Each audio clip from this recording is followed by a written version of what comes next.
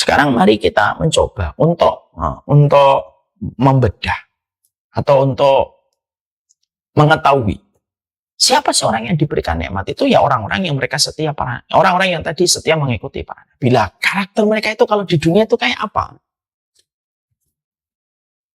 Jadi kita ketika sedang membahas syirat, ihdinas siratal mustaqim siratal ladzina an'amta, maka ada satu pembahasan yang cukup relate dengan pembahasan ini, yaitu membahas sifat penduduk surga dari kalangan orang soleh itu kayak apa sih?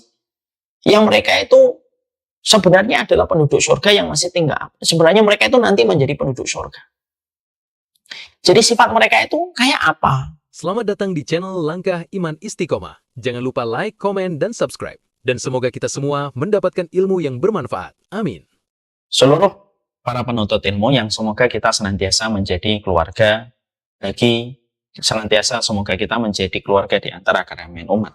Semoga kita senantiasa saling menasihati dalam kebaikan. Senantiasa kita saling berjumpa di dalam taman-taman kebaikan dan taman ilmu. Kita tentunya paham sekali bahwasanya tadabbur kita kepada Al-Quran itu merupakan salah satu di antara materi yang penting pada kehidupan kita berinteraksi dengan kalamullah.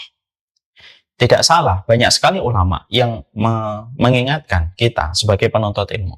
Banyak orang hari ini, banyak yang sudah menghafalkan Quran, dan segala puji bagi Allah ketika Allah tundukkan banyak hati manusia untuk mulai menghafalkan Al-Quran. Banyak orang sudah mulai belajar untuk memahami tentang tajwid, bagaimana tajwidnya yang benar dan bagaimana makharijul hurufnya yang benar. Tapi ironisnya, sedikit sekali di antara manusia hari ini yang betul-betul berinteraksi kepada Al-Quran dengan mentadaburi setiap ayat dari setiap firman-Nya Allah yang betul-betul dia tadaburi, memberikan kesadaran pada pikirannya, membentuk arah kehidupannya, sampai dia berjalan sesuai dengan petunjuk dari hasil dia berinteraksi secara jujur kepada Al-Quran, bahwasanya Al-Quran itu bukan hanya sekadar objek untuk dihafal. Tapi sesungguhnya Al-Quran itu bukan hanya sekadar objek untuk didapatkan pahalanya pada setiap huruf yang kita baca. Tapi sesungguhnya Al-Quran itu betul-betul dijadikan objek untuk mentadaburi. Karena setiap kalimat-kalimat yang Allah turunkan memiliki makna yang begitu dalam. Dan itu menjadi penyembuh bagi setiap masalah yang ada pada kehidupan kita. Inilah yang menjadikan kita memahami. Ini salah satu keprihatinan ketika para ulama mengingatkan kepada umat, kepada para penuntut ilmu, jangan hanya fokus menghafalkan Quran, jangan hanya fokus mempelajari tahsinnya dan mempelajari tajwidnya, tapi salah satunya adalah fokus mengeluarkan hikmah-hikmah luar biasa yang ada di dalam setiap ayat yang ada di dalam Al-Quran. Karena ketika kita mengeluarkan setiap mutiara dan permata di dalam setiap ayat pada Al-Quran, maka itu akan berkilau, memberikan cahaya pada kehidupan kita, menjaga kita dari berbagai macam kecelakaan, menjaga kita dari kesalahan-kesalahan pilihan, dan menjaga kita dari kebatilan sikap, sampai akhirnya kita bisa menuju kepada keselamatan pada kehidupan di akhirat. Kita tentunya berdasarkan apa yang disampaikan oleh ulama tentang keprihatinan mereka, bahwasanya sedikitnya orang hari ini mereka itu mentadaburi Al-Quran, maka kita mendapati di sisi yang lainnya, kita menjumpai banyak orang-orang non-muslim yang akhirnya mereka menerima Islam ya ketika mereka membaca Al-Quran dan mentadaburi Al-Quran dengan latar belakang yang mereka miliki. Akhirnya mereka masuk Islam dengan latar belakang ketika mereka mentadaburi satu buah ayat yang secara tidak sengaja, qadarullah, walaupun tidak ada yang tidak sengaja, mereka menemukan ayat dan mereka membaca ayat dengan merenungkan, lalu dikaitkan dengan latar belakang mereka, akhirnya mereka pun masuk Islam. Untuk menunjukkan kepada kita, sesungguhnya Quran itu diturunkan bagi mereka yang berpikir. Allah itu turunkan Quran itu sebagai untuk kaum yang berpikir. Dan harusnya kita sebagai kaum yang berpikir, ketika Allah turunkan kepada kita Al-Quran, tidak akan memberikan efek apapun Quran, tidak akan pernah memberikan efek apapun Al-Quran untuk kita, kalau kita tidak pandai untuk mentadaburi. Makanya saya paham ya, bagaimana seorang ulama besar Syekhul Islam itu sampai beliau mengatakan, sampai beliau itu menjabarkan bahwasanya di dalam penjabaran beliau dan keterangan beliau ketika beliau mendapatkan ujian besar ketika beliau di penjara, maka beliau baru pada sisa-sisa hidupnya di masa senja barulah beliau itu mentadaburi Al-Quran. Beliau mengatakan sekelas Ibnu Taimiyah Syekhul Islam yang sudah luar biasa, bagaimana beliau berinteraksi pada firman Allah, itu pun beliau masih menyesali betapa belumnya dia optimal ketika mentadabburi Al-Quran. Karena ternyata mentadabburi Al-Quran itu menemukan banyak sekali hikmah yang luar biasa yang datang pada kehidupan kita. Dan itulah yang menjadikan kita memahami, inilah bagaimana kita setiap waktu yang berkala kita mentadabburi Al-Quran. Dan kita ketika mentadabburi Al-Quran, kita ingin mendapatkan mutiara dan permata pada apa yang kita pelajari, supaya mampu memberikan cahaya pada perjalanan kaki kita, dan supaya kita tidak terjerumus kepada kerusakan dan kepada kebinasaan. Sekarang mari kita lanjutkan kajian kita. Kajian kita masih melanjutkan tadabbur surat Al-Fatihah. Tentunya surat Al-Fatihah merupakan satu surat yang memiliki keutamaan yang begitu besar. Surat ini merupakan surat yang disebut dengan banyak sekali nama. Sab'ul Masani, disebut dengan Ruqyah, disebut dengan Fatihatul Kitab, dan sederet nama yang dimiliki oleh surat Al-Fatihah. Ragamnya nama yang dimiliki oleh nama surat Al-Fatihah menunjukkan kepada kita betapa besarnya keutamaan. Dan setiap nama yang Allah sematkan kepada surat Al-Fatihah dan dijelaskan oleh Nabi ketika Allah menjelaskan tentang nama surat Al-Fatihah, banyaknya dari deretan nama yang variatif pada surat Al-Fatihah itu memberi kepada kita satu pelajaran, betapa besarnya makna yang ada di dalam surat Al-Fatihah. Makanya akhirnya tidak salah kalau Imam Ibnu Qayyim beliau mengatakan di dalam kitabnya bahwasanya surat Al-Fatihah itu obat bagi hati, ya, obat bagi hati dan obat secara fisik. Makanya ketika seseorang mereka mendapati pemikiran-pemikiran rusak hatinya atau rusak pikirannya, maka kalau dia berinteraksi secara jujur kepada surat Al-Fatihah, maka yang rusak pada apa yang menjadi pikirannya itu akan disembuhkan, akan diluruskan kembali oleh Allah Subhanahu wa taala. Sebagaimana ini juga merupakan surat yang dibuktikan secara langsung oleh Imam Ibnu Qayyim Al-Jauziyah bahwasanya surat Al-Fatihah itu juga menjadi obat bagi penyakit-penyakit fisik. Dan itu bukan hanya sekedar diterangkan oleh Imam Ibnu Qayyim, tapi memang betul-betul dipraktekkan dan beliau menjadi praktisi pada apa yang beliau sampaikan ini, karena ternyata beliau pernah mengalami satu kejadian, beliau pernah sakit lumayan berat ketika beliau di Mekah. Salah satu di antara ikhtiar yang beliau lakukan adalah meruqyah dirinya dengan membaca Al-Fatihah, dan dengan izin Allah, penyakit yang ada pada tubuhnya Imam Ibnu Qayyim disembuhkan oleh Allah. Setelah beliau membacakan surat Al-Fatihah terus-menerus diulang-ulang, sembari diresapi maknanya. Ini pula yang menjadikan kita juga akhirnya memahami Syekhul Islam Ibnu Taimiyah, seorang ulama besar. Maka beliau pun juga memperlihatkan contoh bagaimana seorang Syekhul Islam itu kalau beliau sedang merasakan hatinya ini pada kondisi sedang sulit untuk ikhlas, maka beliau itu membaca, ya, bahwasanya beliau itu membacakan ayat untuk ditanamkan kepada hatinya dan pikirannya, yaitu adalah iyyaka na'budu wa iyyaka nasta'in. Kalau beliau sedang merasakan sesuatu pada hatinya, maka ayat yang beliau baca adalah iyyaka na'budu wa iyyaka nasta'in. Salah satunya beliau membacakan ayat itu, iyyaka na'budu wa iyyaka nasta'in, kepada dirinya ketika dirinya sudah mulai terjangkiti penyakit sombong pada ibadah dan pada ilmu. Maka yang dibaca oleh Syekhul Islam adalah iyyaka na'budu wa iyyaka nasta'in. Hanya kepadamu ya Allah kami menyembah, dan hanya kepadamu kami meminta pertolongan. Nah, ini menunjukkan kepada kita berarti surat Al-Fatihah itu mencakup obat untuk hati dan mencakup obat untuk penyakit badan. Tapi tentunya karomah yang begitu besar, keutamaan yang begitu besar yang dimiliki oleh surat Al-Fatihah tidak akan kita rasakan, tidak akan datang pada kehidupan kita sampai kita betul-betul berinteraksi dengan benar pada surat Al-Fatihah. Cara membacanya harus benar, mengetahui artinya, mengetahui tafsirnya, dan mempelajari maknanya. Lalu mengamalkan setiap konsekuensi yang ada pada setiap ayat yang ada di dalam surat Al-Fatihah. Kalau interaksi ini sudah jujur dilakukan, interaksi ini sudah betul-betul jujur dikerjakan, maka insya Allah kehebatan surat Al-Fatihah akan sampai kepada mereka yang betul-betul jujur memakai surat Al-Fatihah menjadi kekuatan untuk dirinya. Makanya saya menyampaikan untuk saya dan untuk kita, siapapun di antara kita, kalau ada yang sedang sakit di dalam fisiknya, coba baca terus surat Al-Fatihah. diresapi setiap ayatnya satu persatu. Setiap ayatnya itu merupakan ayat-ayat yang agung. Tidak ada ayat yang dibaca manusia, direspon jawabannya oleh Allah kecuali surat Al-Fatihah. Contoh, kalau kita membaca surat Al-Fatihah di dalam sholat, membaca Bismillahirrahmanirrahim, Alhamdulillahirabbil alamin. Kalau ada seorang manusia membaca Al-Fatihah, lalu membaca Alhamdulillahirabbil alamin, maka Allah merespon dengan mengatakan hamidani abdi, hambaku ini memujiku. Allah paling senang dipuji oleh hambanya ketika hambanya membaca Alhamdulillahirabbil alamin. Itu menunjukkan ayat-ayat di dalam surat Al-Fatihah itu, walaupun di mata manusia awam atau bodoh kayak kita, kayaknya itu ayat-ayat biasa. Tapi dia tidak biasa di hadapan Allah. Saking istimewanya setiap ayat yang berisi 7 ayat pada surat Al-Fatihah menjadi surat yang pertama. Setiap ayatnya itu karena begitu agungnya, maka beberapa ayat yang pertama, setiap itu dibaca di dalam sholat, maka Allah meresponnya. Apakah ada yang melebihi keutamaan sebesar keutamaan ini? Tidak ada. Nah, inilah yang menjadikan kita paham. Sekarang mari kita membahas.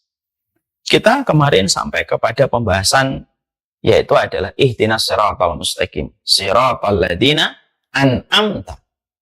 Ya, kita membahas siratal ladzina an'amta. Kita tentunya memahami bahwasanya di antara salah satu permintaan kita dan permohonan kita kepada Allah yaitu ketika tertuang di dalam surat Al-Fatihah. Ya. Bahwasanya kita ini meminta kepada Allah petunjuk. Ihdinas siratal mustaqim. Ihdinas siratal mustaqim. Maka ayat ini ketika kita baca pada ayat yang ke-6, ihdinas siratal mustaqim, menunjukkan kepada kita bahwasanya tidak ada kehidupan kita yang paling besar itu kecuali mendapatkan jalan yang lurus dari jalan kebenaran yang diajarkan oleh Allah kepada Nabi dan diajarkan kepada kita. Karena permintaan yang ada di dalam surat Al-Fatihah tidak nyinggung masalah harta, tidak nyinggung masalah jabatan, dan tidak nyinggung masalah materi dan pencapaian finansial. Tapi permintaan yang ada pada surat Al-Fatihah, ihdinas siratal mustaqim. Ini kan permintaan, kolab permintaan manusia, ihdinas siratal mustaqim. Disitulah kita harus tersadar. Berarti tidak ada perkara yang paling besar, tidak ada perkara yang paling agung pada kehidupan kita, kecuali perkara yang paling besar dan paling agung untuk kita adalah ketika kita dianugerahkan oleh Allah jalan kebenaran, jalan yang lurus untuk menuju kepada rahmat Allah. Ini yang menjadi paling besar. Berarti kalau kita memakai ayat yang ke-6 pada surat Al-Fatihah ini, maka sebenarnya ini bisa menjadi indikator banyak hal pada kehidupan. Berarti kalau kamu menjadi orang tua yang berhasil, orang tua berhasil itu bukan orang tua yang mencetak anaknya menjadi ustadz, mencetak anaknya menjadi insinyur, mencetak anaknya menjadi dokter. Bukan.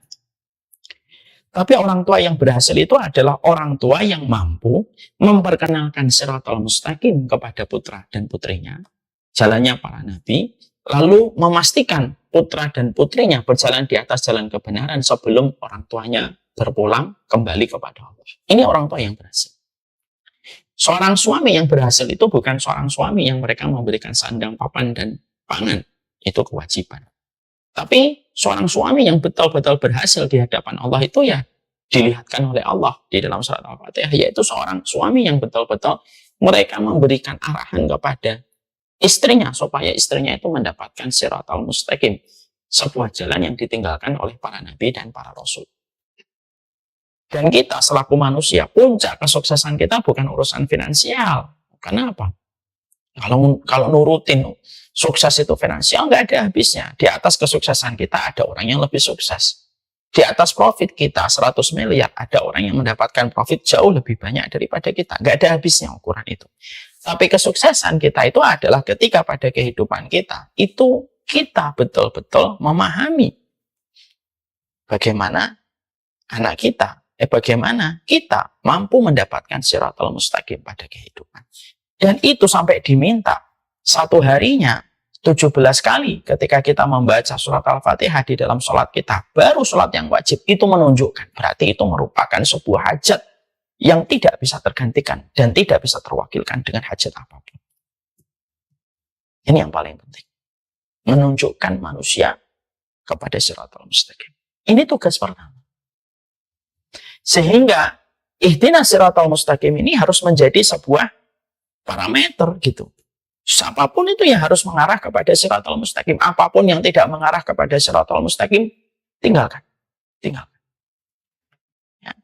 Kalau punya perusahaan, pastikan perusahaan itu juga mengarahkan kita untuk mendapatkan siratal mustaqim. Kalau mendapatkan harta, harta itu secara fix mengarahkan kita supaya mendapatkan siratal mustaqim.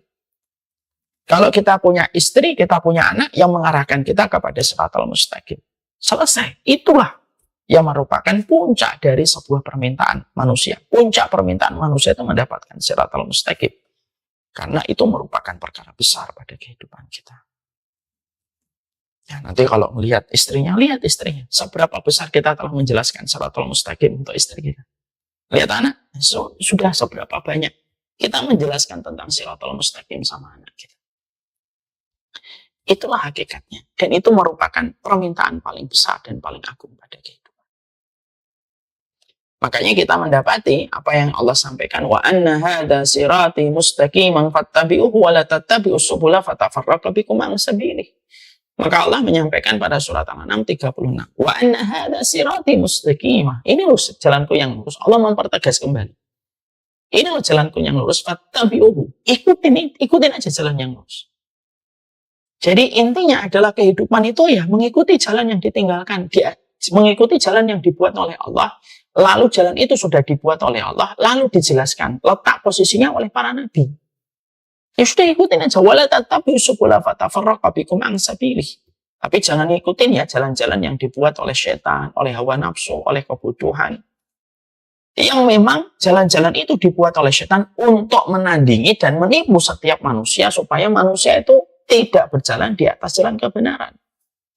Fatafarraqa bikum an sabilih, supaya menceraikan kita dari jalan Allah yang lurus. Ya. Dan itu sebenarnya yang menjadi perhatian besar kita, yaitu adalah jalan yang lurus itu yang mana, jalan-jalan yang dibuat setan itu mana. Yang menjadi jalan imitasi, jalan KW, yang seakan-akan mirip itu adalah jalan kebenaran, tetapi justru di balik jalan yang dibuat oleh setan itu merupakan perangkap dan jebakan untuk mengundang laknatnya Allah. Ya, itu yang menjadi itu. Makanya akhirnya ketika kita meminta kepada Allah ihdinas siratal mustaqim, maka siratal ladzina an'amta ini, yaitu jalan dari orang yang Engkau berikan nikmat. Jadi orang yang kasih nikmat itu bukan orang yang kaya. Allah lagi pertegas kembali dari ihdinas siratal mustaqim yang menjadi hajat terbesar kehidupan kita. Yang unik adalah Allah lalu menyampaikan ayat setelahnya, siratal ladzina an'amta. Jalan yang lurus itu adalah jalan dari orang yang dikasih nikmat sama Allah. Dan orang yang diberikan nikmat oleh Allah itu siapa? Yang unik adalah kita tidak bisa mendapatkan siapa orang yang dikasih nikmat versinya langit, versinya Allah, sampai kita harus membaca, yaitu salah satu ayat di dalam surat An-Nisa 69. Wa may yuti'illaha war rasula fa ulaika ma'al ladzina an'ama Allahu 'alaihim minan nabiyyin wasiddiqin wasyuhada wassalihin wa hasuna ulaika rafiq. Orang itu kalau dia taat kepada Allah, taat kepada Rasul, maka mereka itu akan dibersamakan dengan orang yang diberikan nikmat. Siapa itu orang yang diberikan nikmat? Pebisnis? Tidak. Pedagang? Bukan. Triliuner? Bukan. Miliarder? Bukan. Ya. Raja? Bukan. Perdana Menteri? Bukan. Presiden? Tidak. Lalu siapa? Allah jelaskan. Wa may yuti'illaha wa rasulahu fa ulaika ma'al ladzina an'ama Allahu 'alaihim. Orang kalau taat sama Allah dan Rasulnya akan berkumpul bersama dengan orang yang diberikan kenikmatan. Dari siapa? Dari para nabi dan rasul. Siddiqin, orang yang jujur dalam keimanan mereka. Wasyuhada, dan orang yang mati syahid. Wassalihin, dan orang-orang salih. Wahasuna ulaika rafiqah, dan itulah teman terbaik untuk mereka di kehidupan dunia dan akhirat.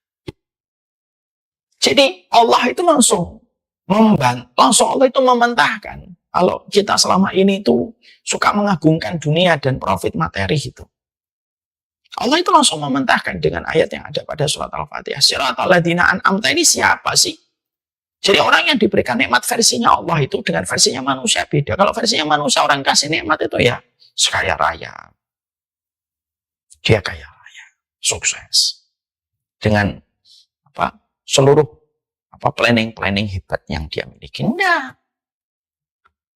Tapi Allah jelaskan, yang diberikan nikmat itu para nabi, para rasul, orang yang cinta kebenaran, orang-orang syuhada yang mereka berperang membela kalimat Allah semata-mata untuk Allah, dan orang-orang solih, dan itulah orang yang terbaik pada kehidupan dunia dan akhirat. Ya. Jadi itulah yang menjadi sebuah kewajiban kita. Ya. Berarti kita ini harus betul-betul memohon kepada Allah siratal ladzina an'amta 'alaihim. Jadi betul-betul adalah kita itu memohon betul, ya Allah, jalan hidup saya ini harus betul-betul jalan yang pernah dilalui oleh Rasulullah. Jalan saya ini adalah, ya Allah, adalah jalan yang pernah dilalui sama orang yang mereka diberikan kejujuran pada iman mereka, siddiqin. Jalan hidup saya ini, ya Allah, haruslah sebagaimana jalannya orang yang mereka berperang ketika membela kalimat-Mu dan mereka mati syahid.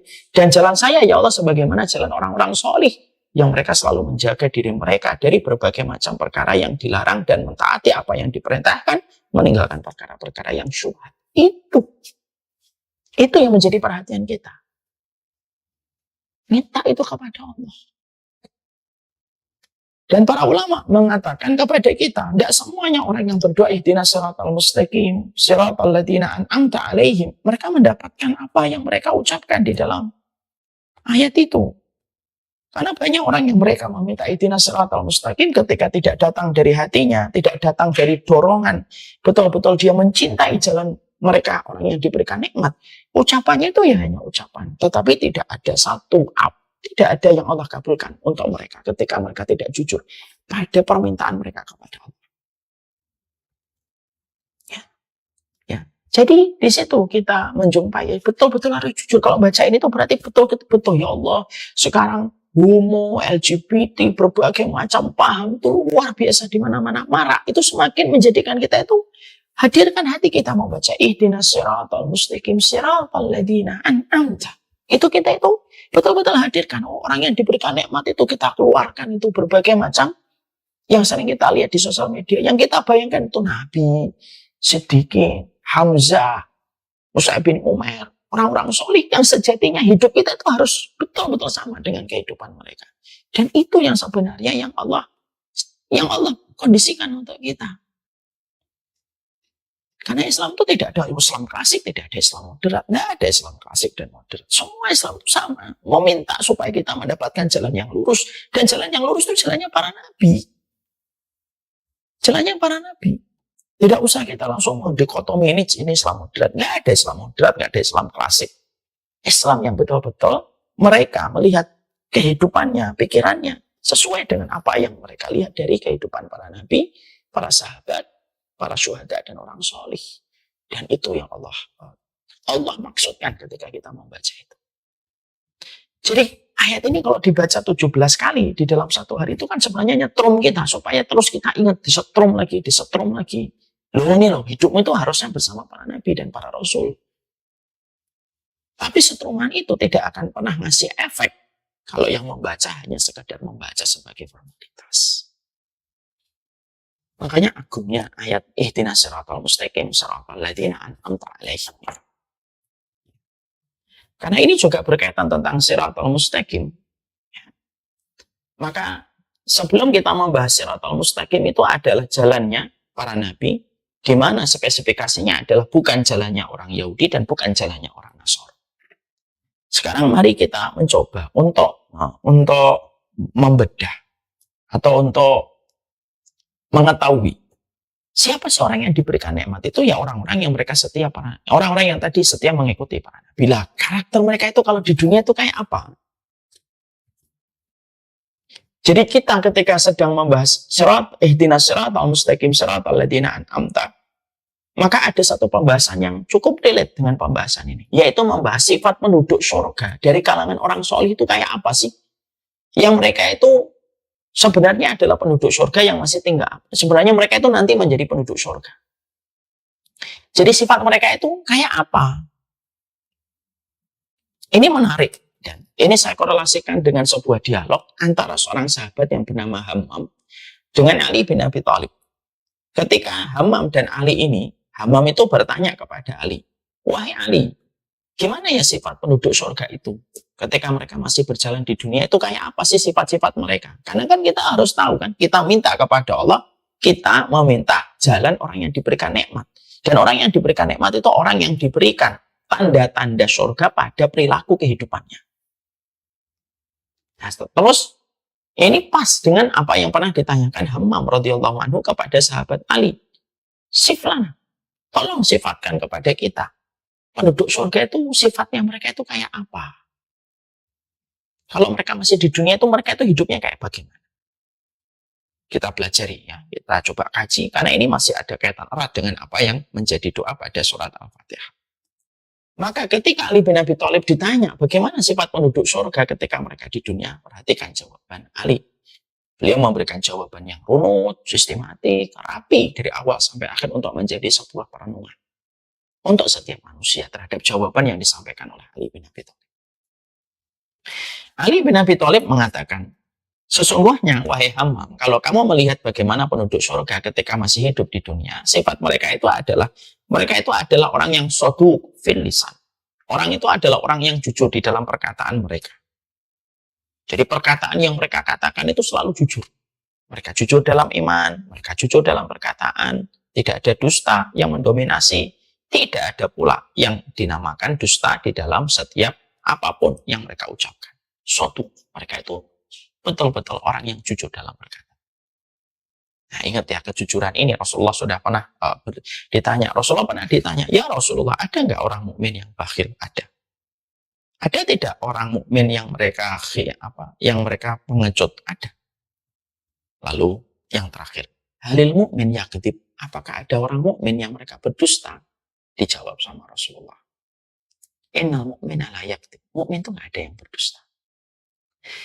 Jadi Ali mengatakan orang mukmin itu kalau sudah ngomong, orang penduduk surga itu kalau di dunia jujur di dalam ucapan. Dilanjutkan sama Ali, mereka sederhana. Di dalam mereka itu memiliki pakaian. Ya, mereka tetap memakai pakaian yang baik, tapi mereka sederhana di dalam mereka berpakaian. Mereka tidak memakai sesuatu yang berlebihan. Semua sesuai dengan takaran kemampuan yang dia miliki. Tentunya pakaiannya tidak mengarahkan kepada arah kesombongan. Pakaiannya tidak mengarahkan kepada perasaan jumawa. Pakaian yang dipilih pakaian yang sederhana, tanpa menampilkan keindahan pada pakaian yang dia miliki. Ya, tentunya berpakaian yang baik itu baik, selama tidak melampaui batas. Itu kalau kita niatkan untuk tahadus bin nikmah, kalau kita niatkan berpakaian itu untuk memperlihatkan nikmatnya Allah untuk kita semacam ini dan kita perlihatkan, bukan tujuan untuk jumawa dan sombong, maka itu diperbolehkan. Makanya Ali mengatakan mereka kalau berkata jujur, kalau berpakaian sederhana, tidak pernah muluk-muluk dan berlebihan. Dilanjutkan oleh Ali, kalau mereka berjalan, gaya mereka berjalan tidak menampakkan kesombongan, tidak merendahkan orang. Mereka berjalan dengan penuh hormat. Kalau mereka berjalan di belakang perempuan, mereka akan berjalan di depannya. Mereka ketika berjalan menemukan orang tua, mereka menghormati orang tua itu. Bahkan Ali bin Abi Thalib pernah beliau berjalan agak sedikit cepat karena terburu-buru pada sesuatu, di depannya ada orang tua. Dan Ali bin Abi Thalib rela berjalan pelan-pelan, tidak mendahului orang tua itu karena khawatir orang tua itu akan sedih ketika dilewati olehnya. Gaya mereka berjalan, kata Ali, mereka berjalan dalam kondisi tidak sombong. Soduk, jujur ucapannya, sederhana bajunya dan pakaiannya, dan ketika berjalan tidak ada kesombongan. Ya, mereka betul-betul waspada dengan datangnya perasaan yang membentuk kesombongan. Mereka memelihara pandangan mereka dari sesuatu yang diharamkan oleh Allah untuk mereka. Melihat lawan jenis, ataupun mereka menahan pandangannya dari melihat sesuatu ketika mereka paham. Semakin banyak melihat, semakin banyak dosa dan semakin banyak konsekuensi yang harus dijaga. Jadi akhirnya orang-orang yang mereka itu menjadi penduduk surga kelak ketika di dunia tidak kepo dengan urusan orang. Mereka memelihara pandangan dari orang-orang yang menjadi lawan jenisnya sebagaimana mereka menjaga pandangan dari sesuatu yang tidak memberikan efek kebaikan dan manfaat. Ya, dan tentunya kita paham ya, sudah sering saya sampaikan. Efek banyak melihat itu menimbulkan banyak konsekuensi yang harus dibayar. Para penduduk surga tahu, semakin banyak melihat, semakin banyak konsekuensi yang harus dihadapi. Mereka tidak mau banyak melihat dan tidak mau banyak tahu tentang hal-hal yang tidak ada kaitannya pada urusan akhirat dan dunia mereka. Kata Ali. Dilanjutkan. Telinga mereka sangat senang mendengarkan ilmu yang bermanfaat. Jadi mereka betul-betul selektif di dalam mendengarkan sesuatu. Karena mereka tahu apa yang mereka dengar akan menjadi bahan untuk diolah oleh pikiran, maka mereka betul-betul men-setting pendengaran mereka untuk mendengarkan sesuatu yang bermanfaat. Karena hatinya bersih, sehat, maka hatinya mampu memerintahkan telinganya, mana yang didengar dan mana yang tidak didengar. Mereka siap menutup telinganya, siap mengganti apapun kalau mereka tahu di balik apa yang mereka dengarkan itu akan merusak kehidupan kualitas mereka dan kehidupan akhirat mereka. Tidaklah mereka mendengar kecuali mereka pastikan yang bermanfaat. Maka jiwa mereka itu tenang. Mereka itu punya ketenangan. Tidak ada kamus depresi, tidak ada kamus frustasi. Jiwa mereka tenang. Baik ketika mereka mendapatkan musibah ataupun ketika mereka mendapatkan anugerah.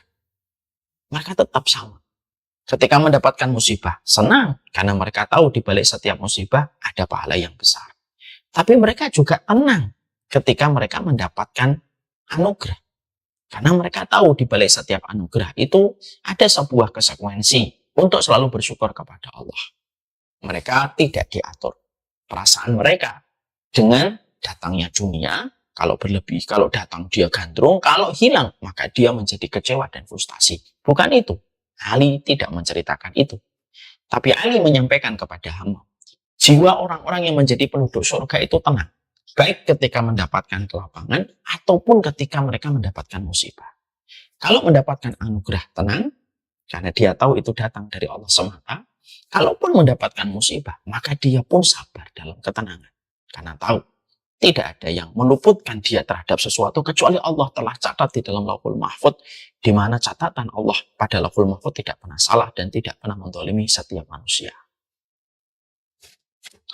Maka dilanjutkan, seandainya tidak ada ajal yang ditentukan oleh Allah, mereka itu tidak mau sebenarnya. Jadi kalau bukan karena ajal, mereka itu tidak mau menyatu kepada jasadnya. Karena pinginnya mereka itu selalu dekat dengan Allah. Artinya mereka itu ingin ketemu dengan Allah. Jadi orang yang menjadi penduduk surga, kata Ali kepada Hammam, kalau kita lebih jabarkan adalah, penduduk surga itu wahai Hammam, mereka itu senang melihat kematian. Karena mereka tahu di balik kematian itu mereka akan menjumpai Allah.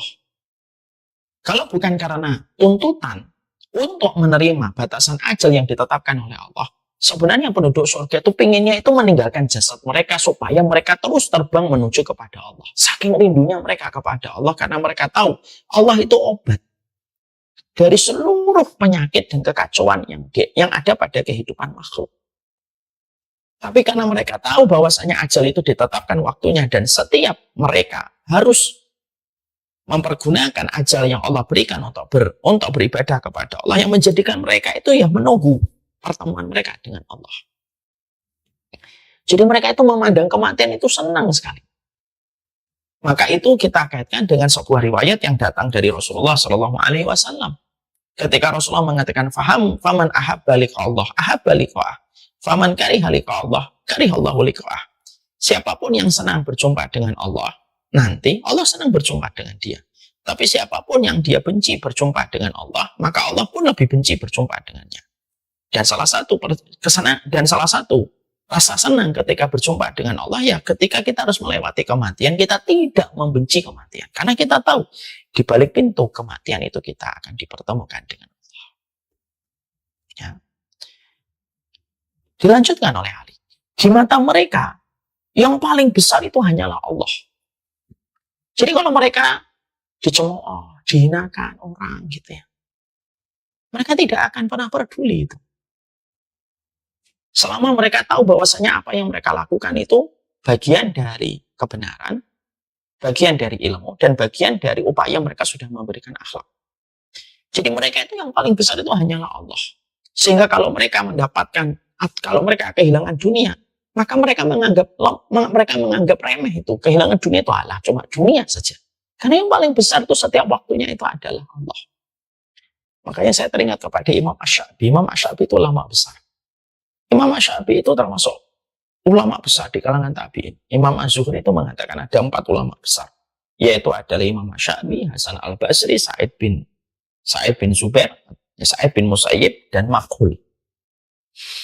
Maka Syafi'i itu beliau itu dari episode hidupnya itu pernah dihujat orang, dicela habis-habisan. Padahal beliau ulama besar, di mana setiap para ulama itu hormat, respek sama Imam Asy-Syafi'i. Lah ada orang tuh mencela beliau. Yang menarik adalah cara beliau merespon celaan yang ditujukan kepadanya. Caranya begini. Makhul itu berkata, kalau dia mencelaku, kalau ternyata apa yang dia celah dari diriku ketika menyebutkan kekuranganku, kesalahanku, kalau memang benar itu aku melakukan, semoga Allah mengampuni dosa. Tapi kalau ternyata celaan dia kepada diriku ternyata tidak terbukti, semoga Allah mengampuni dirinya. Yang menarik perkataan Imam Asy-Syafi'i itu apa? Dikembalikan semuanya kepada Allah. Ya kalaupun memang benar, Allah mengampuni saya. Kalau itu salah, semoga Allah mengampuni kamu. Sehingga orang-orang yang mereka sudah jatuh hati kepada akhirat, sifat mereka itu adalah yang paling besar itu Allah. Ya sudah, selama mereka terkoneksi dengan Allah itu tidak ada yang bisa membahayakan mereka. Selama mereka terus bisa merasa terkoneksi dengan Allah. Karena itulah, mereka sudah berada pada fitrahnya, dan fitrah makhluk itu tersambung dengan Khalik. Dilanjutkan. Sedangkan selainnya itu terlalu kecil. Hati mereka kaya. Jadi yang dikayakan oleh Allah itu hati mereka. Kalaupun mereka miskin, hatinya kaya. Kalau mereka berlimpah hartanya, maka berlimpahnya harta itu tidak bisa mengalahkan Allah yang mengkayakan hati. Hati mereka kaya. Hati mereka kaya. Sehingga ketika mereka hatinya kaya, mereka penuh dengan rasa cukup. Karena sesungguhnya dalam kehidupan duniawi, penentu itu kembali kepada hati. Kalau hatinya sudah merasa cukup, kan tidak butuh yang haram. Makanya Allah kayakan hati mereka. Dilanjutkan sama Ali. Orang muslim itu selamat dari tangan dan lisan mereka. Jadi kalau penduduk surga itu harus ingat, sifatnya penduduk surga yang masih hidup di dunia itu apa? Orang muslim itu kalau di dekatnya selamat dari ucapannya dan selamat dari tindakannya. Nah kalau kita hidup lalu merasa kita sebagai pengikut Shiratal Mustaqim, tapi ternyata orang di dekat kita tidak selamat dari lisan kita dan tidak selamat dari perbuatan kita, bukan itu sifat penduduk surga. Bukan itu orang yang mendapatkan sifat an'amta alaihim. Karena kalau seorang muslim itu sudah dicatat namanya sebagai penduduk surga, sifat yang ada pada hidup mereka itu adalah orang muslim itu kalau di dekatnya itu selamat, tetangganya jadi selamat, tetangganya senang sama dia. Kenapa? Semua yang datang dari dirinya membawa keselamatan untuk orang lain. Al-muslim, man salimal muslimun min lisanihi wa yadihi. Orang muslim itu orang yang mampu mendatangkan keselamatan bagi muslim yang lain dengan tangan dan mulutnya. Dilanjutkan oleh Allah.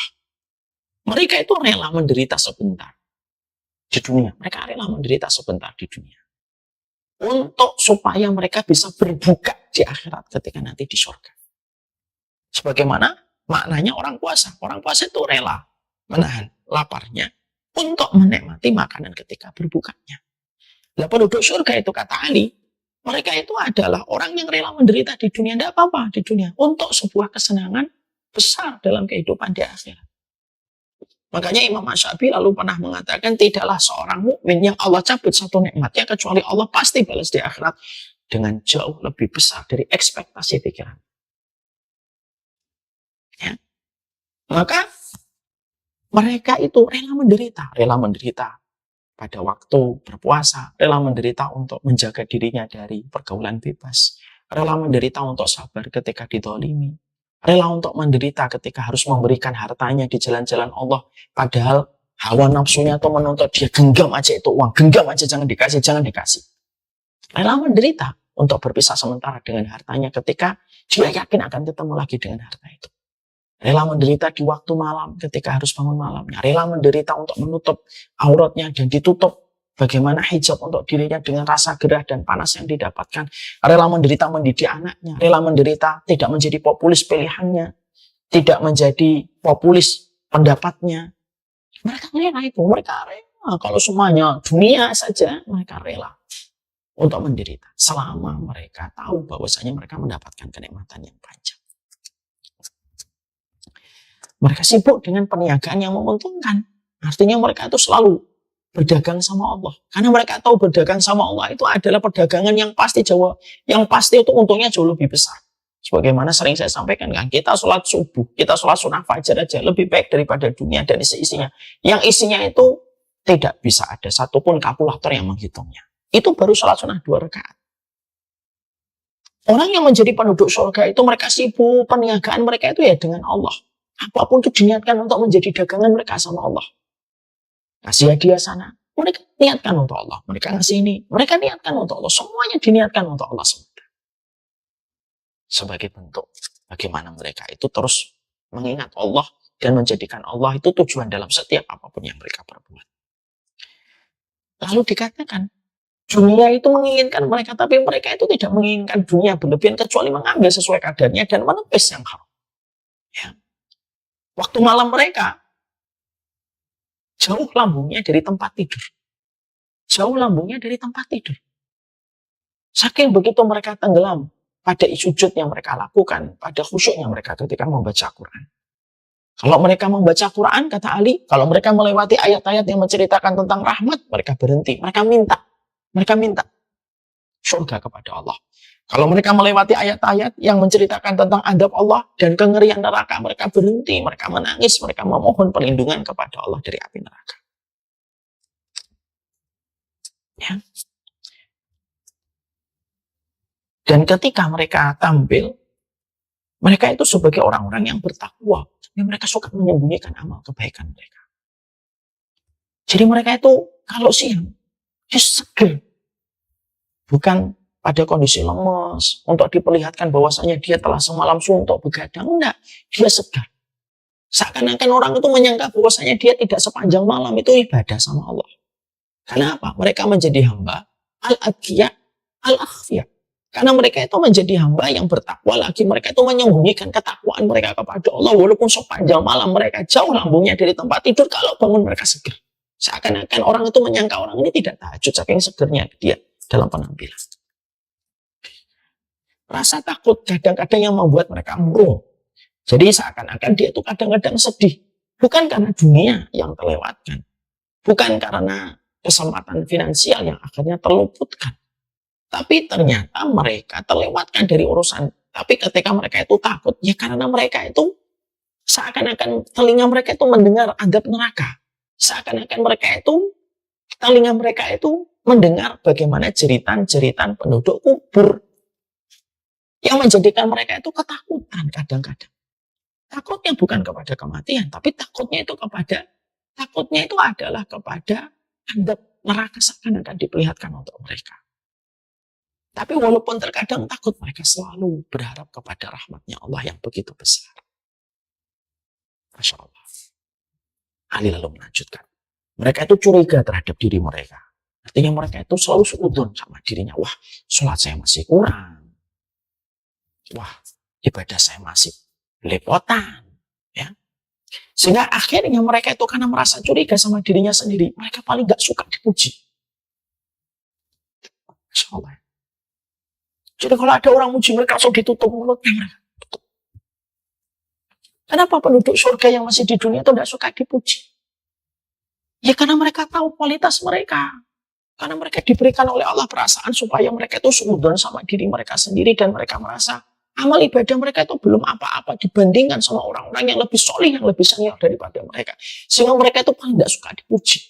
Refleks itu nggak suka dipuji dia. Makanya saya pernah melihat di beberapa tayangan di YouTube ya, ada syekh baru dipuji itu langsung yang memuji itu ditutup mulutnya. Diam.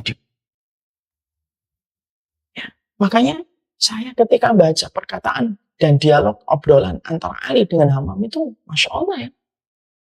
Padahal hari ini banyak orang itu ingin sekali dipuji pada apa yang mereka lakukan. Dan pada perkara yang tidak mereka lakukan pun inginnya dipuji. Untuk bila minta. Mereka itu suka sekali ketika dipuji itu mengatakan, Allahumma la tu'akhidni bima yaqulun, waghfirli bima la ya'lamun, waj'alni khairan mimma yadhunnun, kata Ali. Kalau mereka itu sedang merasa ada yang memuji, mereka itu langsung bukan hanya tidak suka dipuji, tapi penduduk surga itu kalau mereka dipuji, mereka langsung curhat, lapor sama Allah. Ya Allah, jangan engkau siksa saya gara-gara pujian orang itu. Ampuni saya. Orang itu memuji karena mereka tidak tahu aib saya. Tapi waj'alni khairan mimma yadhunnun. Tapi ya Allah, jadikan saya lebih baik daripada apa yang mereka puji. Hanya untukmu ya Allah. Masya Allah. Itu kalau nggak mengenal Allah, nggak mungkin langsung bisa curhat seindah itu. Allahumma la tu'akhidni bima yaqulun waghfirli bima la ya'lamun waj'alni khairan mimma yadhunnun. Jadi orang itu kalau sudah betul-betul semuanya untuk Allah itu sampai ketika dipuji curhatnya itu langsung sama Allah. Ya Allah, jangan engkau siksa saya gara-gara omongan mereka, pujian mereka. Ampuni saya ya Allah, karena mereka puji saya itu karena nggak ngerti aib saya. Coba kalau mereka ngerti aib saya, mungkin mereka ngelempari saya dengan batu. Tapi bagaimanapun itu ya Allah, engkau adalah pemilik kuasa. Maka jadikanlah saya bisa lebih baik daripada apa yang mereka puji dari diriku untukmu ya Allah. Dan itu yang ada pada kehidupan mereka. Ya. Maka di situ kita akhirnya mendapati, itulah orang-orang yang sejatinya mendapatkan, itulah yang sejatinya orang-orang yang mendapatkan siratal ladzina an'amta. Itulah orang-orang yang kita tiru itu kayak gitu. Yang sudah dibahasakan oleh Ali dengan bahasa yang paling mudah. Omongannya jujur, orangnya tawa, orangnya jujur, pakaiannya sederhana, berjalan dengan penuh rasa tawadhu. Bagaimana dia menginginkan selalu berjumpa dengan Allah, tidak pernah membenci kematian. Bagaimana ketika dia ketika mendapatkan kegembiraan dan kesusahan, mereka dalam kondisi tenang. Ya. Kalau bukan karena ajal yang Allah tentukan untuk mereka, mereka itu tidak ingin dan tidak betah hidup di jasadnya, karena ingin untuk bertemu dengan Allah yang maha sempurna, yang menjadi obat dan kekuatan untuknya. Mereka menghabiskan malam-malamnya untuk senantiasa terbangun, menjauhkan lambungnya dari tempat tidur, tenggelam dalam setiap bacaan Quran mereka. Dan mereka adalah orang-orang yang tidak pernah mau dan tidak senang dipuji. Itu gambaran penduduk surga yang diceritakan Ali. Dan Ali ketika menceritakan ini kepada sahabat Hammam, itu ya karena yang beliau lihat dari Rasulullah, yang beliau lihat dari Abu Bakar, dari Umar, yang beliau bahasakan untuk kita. Jadi kalau kita betul-betul ingin mengaktualisasi kembali ihdinas siratal mustaqim, ini. Tulis satu-satu beri. Oh, sederhana. Ucapannya harus jujur, nggak boleh ngerendahin orang. Cara berjalannya harus penuh dengan ketenangan. Itu semuanya yang tadi kita pelajari. Itulah ciri khasnya mereka, orang yang mendapatkan keutamaan penduduk surga ketika mereka masih hidup di dunia. Inilah yang harus kita pahami. Jadi inilah yang menjadi pembahasan kita hari ini. Jadi kita paham betul. Ihdinas siratal mustaqim siratal ladzina an'amta alaihim. Ini ngasih kepada kita hal yang luar biasa. Gak ada yang paling besar dan tidak ada kurikulum paling besar. Gak ada kebutuhan paling gede kecuali apa? Kita harus mendapatkan siratal mustaqim. Itulah tujuan kita. Kalau kamu pebisnis, kamu harus pebisnis yang harus mencari siratal mustaqim dan terus berusaha supaya istiqomah di atas siratal mustaqim. Kalau kamu suami, kalau kamu istri, kalau kamu anak, kalau kamu orang tua, apapun latar belakangmu, pastikan bahwasanya hidup kita itu tidak pernah jauh dari sebuah ikhtiar kita untuk mencari siratal mustaqim. Kita juga belajar pada pembahasan kita hari ini. Orang yang dikasih nikmat oleh Allah itu bukan masalah finansial. Ini sekaligus pula memuntahkan paham materialisme. Kemuliaan itu berdasarkan kepada nasab dan finansial. Dimentahkan oleh Allah dengan mengatakan siratal ladzina an'amta. Dijelaskan di dalam surat An-Nisa 69. Lalu kita mendapati penjabaran indah dari Ali ketika menjelaskan bagaimana penduduk surga ketika mereka berjalan pada kehidupan di dunia.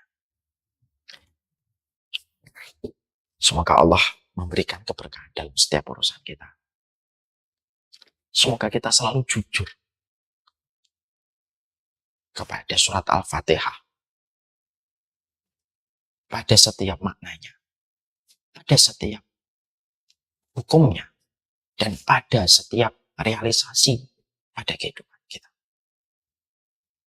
Tidak ada surat yang melebihi keagungan surat Al-Fatihah. Siapapun yang jujur berinteraksi dengan surat Al-Fatihah, selamat dunia, selamat di akhirat. Sallallahu ala nabiyina Muhammad walhamdulillahirabbil alamin. ini yang dapat kita sharing pada kesempatan hari ini. Semoga Allah memberikan keberkahan dalam setiap urusan.